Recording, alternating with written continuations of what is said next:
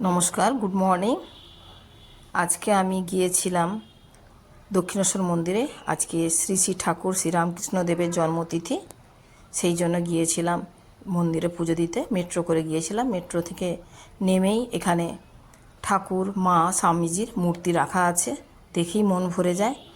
আর এখানে দেখতে পাচ্ছেন মেট্রোতে করে গিয়েছিলাম বলে মেট্রো সিঁড়িটাও এখানে দেখা যাচ্ছে।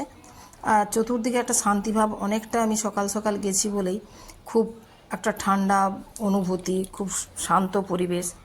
আর এইটি হচ্ছে স্কাইওয়াক, দেখতেই পাচ্ছেন একদম ফাঁকা। আর হেঁটে যাওয়ার জন্য বিশাল প্রস্তর জায়গা, কোনো অসুবিধা নেই। প্রচুর ভিড় হলেও এখানে খুব একটা অসুবিধা হয় না।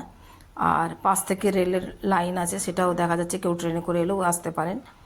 তো আপাতমস্তক জায়গাটিতে গেলে মনে হয় আবার কবে, দ্বিতীয়বার কবে যাই আর কি। আর এখানে যে এই যে ছবিটি দেখতে পাচ্ছেন, এটিও খুব দারুণ দেখতে। আর এখানে পরপর সমস্ত দোকানদানি রাখা করা হয়েছে। এর আগেও আমি অনেকবার গেছি, কিন্তু এত ভালো লাগে, ভোরবেলাটা গেলে খুব শান্তি অনুভব হয়, কারণ ভিড় ভাড়াক্কা থাকে না, খুব ভালো লাগে।